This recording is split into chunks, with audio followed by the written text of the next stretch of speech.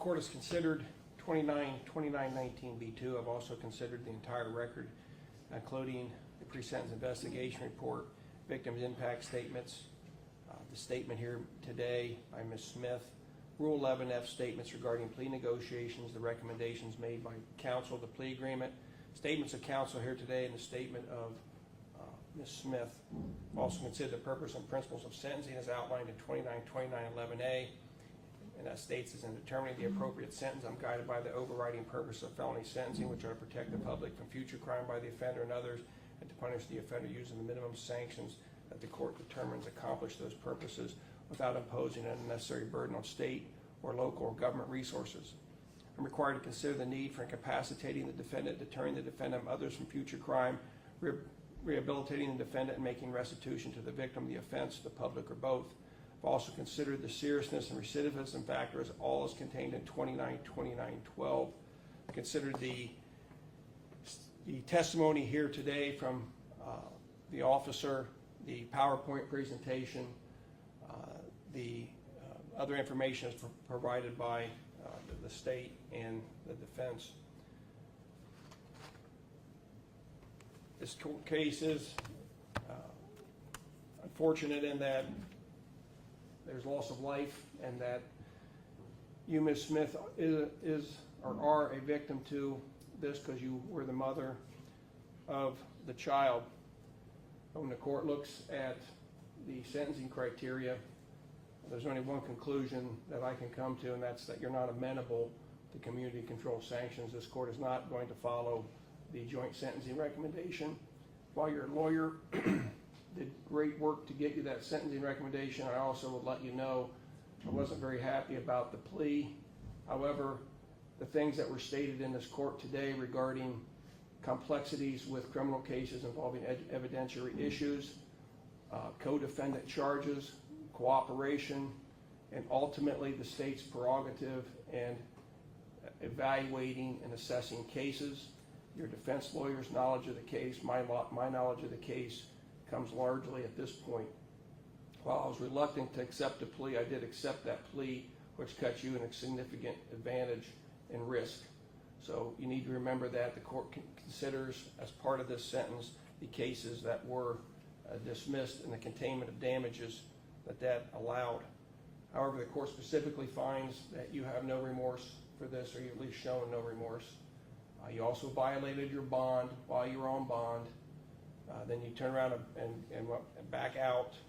You were continuing your relationship with Mr. Bates through surreptitious means, which demonstrate that you're not following court orders. And you can look at me like you don't know what I'm talking about, but you must not have heard the officer testify about you using phones and fake names to continue your communication.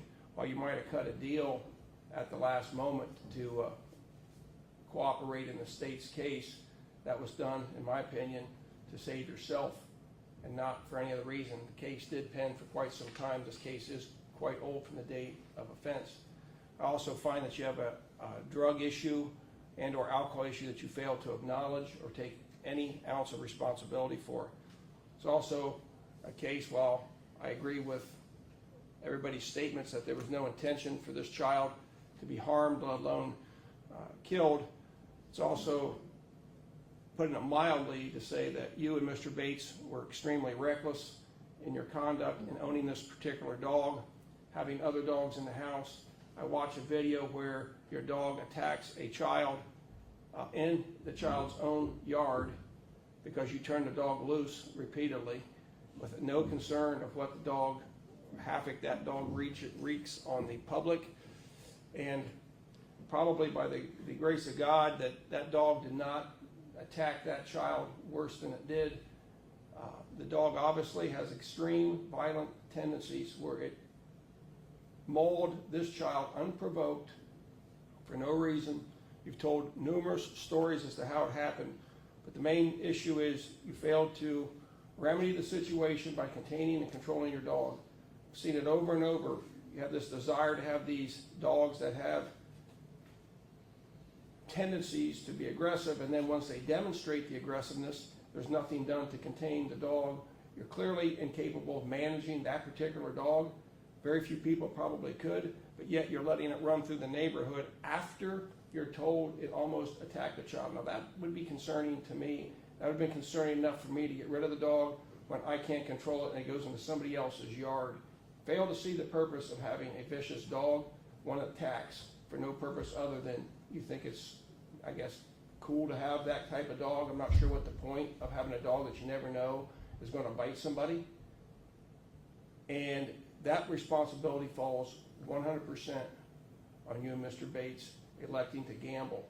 And when you gamble with high-risk situations that you can't control, nor had much interest in controlling, the dog was aggressive to more than one person. Your own family members advised you to get rid of the dog, but again, none of that was listened to. How long do you think this shutdown will last? More than 35 days. Go trade on. The consequence of this case is grave. A child lost its life, and we can't look at the fact that, or ignore the fact that the ultimate consequence, because of your reckless conduct, resulted in an unnecessary death. I think it's very true to say that this is 100% avoidable, and there's no way that this court is going to ignore the severity of this case and your failure to understand why we're here. When your own family, and I'm not just talking about your sister, everybody else here recognizes your failure to recognize this, your conduct and your failure to understand the importance of pet ownership and, more importantly, having a child and your duty to protect the child. And this court can come to no conclusion other than that a prison sentence is warranted in this case. If I could give you more than 3 years, you'd get more than 3 years at this point, especially after the information that was presented here today. Court will impose a prison sentence of 36 months. You are now what's subject to being sent to prison. Once you complete your prison sentence, you're subject to what is known as post-release controls in this case. That post-release controls is discretionary or optional. Is that correct, Mr. Weaver? It's discretion on this particular charge still, right? Yes, Judge. You agree with that, Mr.? I do. You'll be discretionary or optional post-release controls for a period of up to 2 years on your release. That means you'll be subject to monitoring and supervision by the Adult Parole Authority. You'll be given probationary type terms on that supervision. If you violate the terms of your post-release controls, you can be sentenced back to prison in increments of time that cannot exceed 1/2 of your original prison sentence. If while you're on post-release controls you were convicted of a new felony offense, you can receive an additional year in prison, or the number of months remaining on your post-release controls run consecutive to any time you get on the new felony. While you're in prison, you're not to ingest or be injected with any drugs of abuse. You must submit to random drug testing.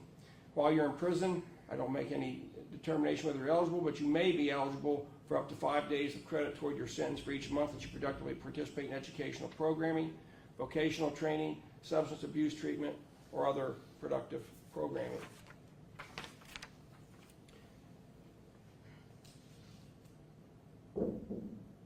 You will receive a fine of $1,000.